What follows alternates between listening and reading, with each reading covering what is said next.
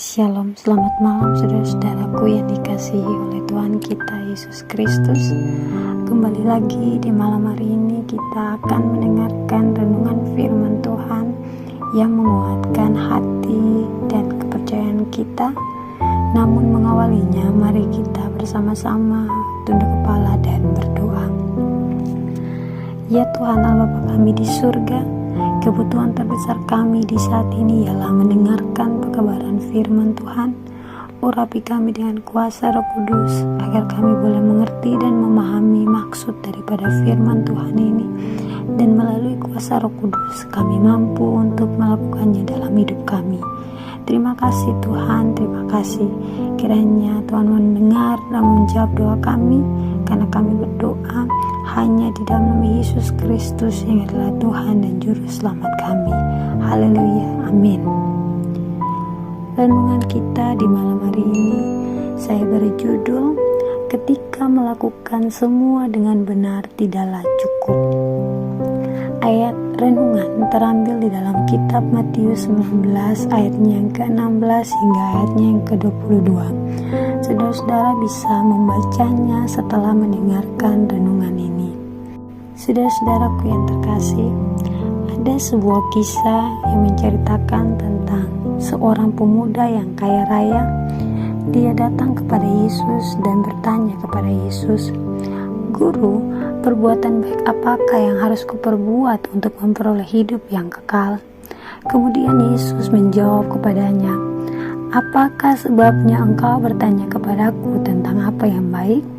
Hanya satu yang baik, yaitu turutilah segala perintah Allah." Kemudian orang muda ini bertanya kembali, "Perintah yang mana Tuhan?"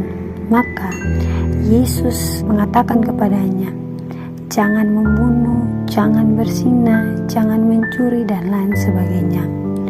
Kemudian berkatalah orang muda itu kepada Yesus, "Semuanya itu telah kuturuti, apalagi yang masih kurang Tuhan?" Yesus kemudian memandangnya dan berkata kepadanya, "Jikalau engkau hendak sempurna, pergilah, jualah segala milikmu dan berikanlah itu kepada orang-orang miskin, maka engkau akan beroleh harta di surga.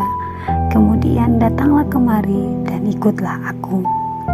Saudara-saudara, ketika orang muda ini mendengar apa yang dikatakan oleh Yesus, pergilah dia dengan sedih hati, sebab dia memiliki banyak harta dan dia tidak rela untuk membagikan harta itu kepada orang lain.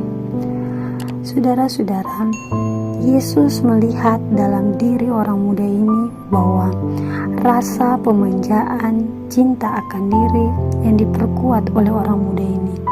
Sedangkan untuk dapat menerima kasih Tuhan, kasihnya terhadap diri sendiri harus ditundukkan. Yesus merindukan sebuah pertobatan yang sejati. Saudara-saudaraku yang terkasih, dari kisah orang muda ini kita belajar bahwa tidak ada yang baik di atas dunia ini kecuali satu, hanya Tuhan. Orang muda ini memiliki dua sisi. Di sisi yang pertama, dia menginginkan harta surga, yaitu hidup yang kekal. Tetapi di sisi yang lainnya, ia juga mau akan kesenangan dunia yang dapat dia peroleh dari kekayaannya. Ia menjadi sedih karena kedua hal ini tidak bisa dimiliki oleh dia sekaligus, melainkan ia harus memilih antara mengikut Allah dan memperoleh hidup kekal dengan syarat meninggalkan harta dunia yang dimiliki, atau memilih harta dunianya dan kehilangan hidup kekal serta harta surgawi yang Tuhan tawarkan. Saudara-saudara, pengakuan orang muda tersebut dari kisah yang telah diceritakan bahwa ia telah memelihara hukum Tuhan, itu hanyalah sebuah kebohongan. Ia menunjukkan dengan sendiri bahwa kekayaan adalah ilahnya. Ia tidak dapat memelihara hukum-hukum Tuhan, sementara dunia adalah kesayangannya yang utama.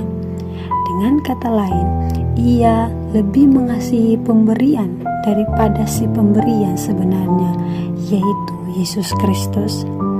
Saudara-saudaraku, ribuan orang, jutaan orang, bahkan kita semua pendengar-pendengar firman dan saya sendiri, kita sedang diperhadapkan atau sedang menjalani sebuah ujian yang berat, yaitu menimbang antara Kristus dengan dunia.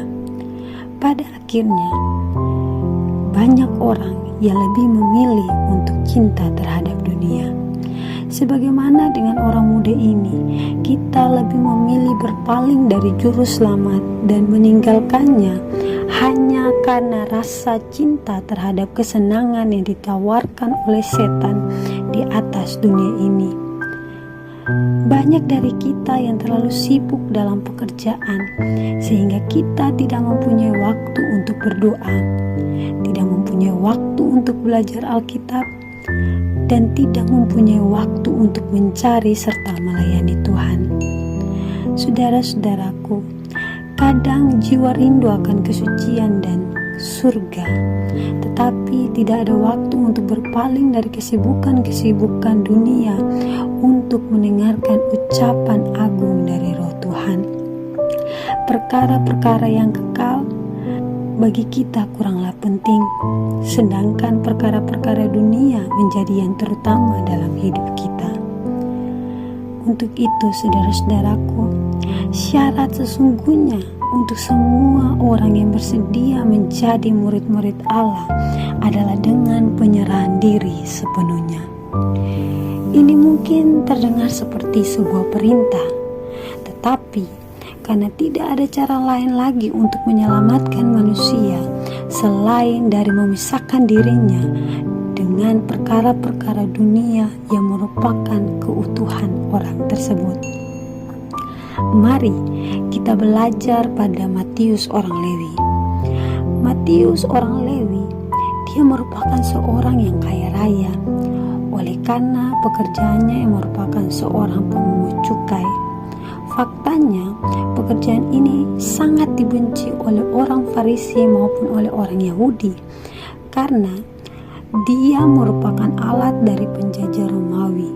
Mereka adalah oknum-oknum pemeras yang memperkaya diri mereka dari uang bangsanya sendiri. Saudara-saudaraku, pada suatu hari, sementara Matius orang Lewi ini sedang duduk di kursi pemungut cukai, dia melihat Yesus mendekati dia, dan dia menjadi heran karena Yesus berkata kepadanya, "Ikutlah aku." Saudara-saudara, tanpa berpikir, tanpa ada keraguan-raguan, tanpa ada pertanyaan, dan tanpa ada pemikiran bahwa usaha menguntungkan ini akan digantikan dengan kemiskinan dan kesusahan, Matius justru bangkit meninggalkan semua yang ia miliki dan mengikuti Yesus. Bagi dirinya, cukup hanya bersama-sama dengan Yesus, mendengarkan perkataan Yesus, dan bergabung dalam pelayanan Yesus adalah yang utama. Saudara-saudaraku, apa yang menggerakkan hati Allah adalah bagi jiwa yang haus akan air kehidupan. Ketika kita manusia mengosongkan diri kita, meninggalkan rasa cinta diri, mengutamakan Tuhan, maka Tuhan dapat mengubah diri kita menjadi seorang manusia baru. Kasih Kristus akan menghidupkan orang-orang percaya dengan hidup yang baru. Karakter Kristus akan dimanifestasikan kepada mereka yang memandang kepada Pencipta dan Pemberi iman kita. Untuk itulah, renungan kita di malam hari ini mengajarkan saudara dan saya untuk mengutamakan Tuhan di atas segala-galanya. Kita harus sama seperti Matius orang Lewi, di mana dengan kesetiaannya dia lebih memilih untuk meninggalkan segala yang ia miliki untuk mengikuti Kristus. Dan kiranya pelajaran firman Tuhan di malam hari ini dapat menguatkan iman kita semua untuk tetap setia kepada Tuhan, mau menyediakan waktu kita untuk bersekutu, berdoa, membaca Alkitab, mencari dan melayani Tuhan. Kiranya Tuhan memberkati kita semua. Amin. Amin. Baik, kita akan bersama-sama berdoa.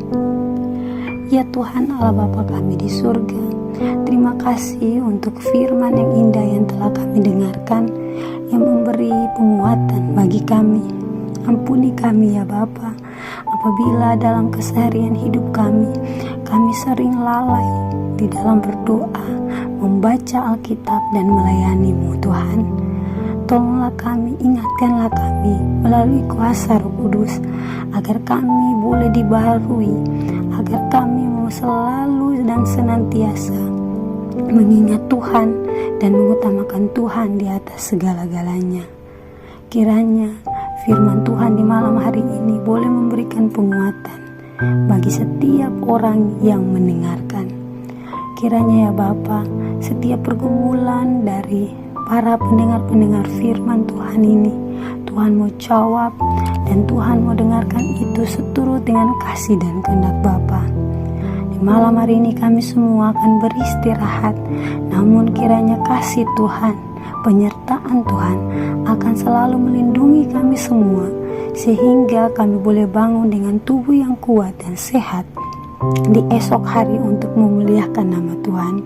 Terima kasih ya Bapa di surga, sempurnakanlah doa kami di saat ini, karena kami berdoa hanya di dalam nama Yesus Kristus yang adalah Tuhan dan Juru Selamat kami. Haleluya, amin. Demikianlah renungan firman Tuhan, kiranya Tuhan memberkati kita semua. Terima kasih.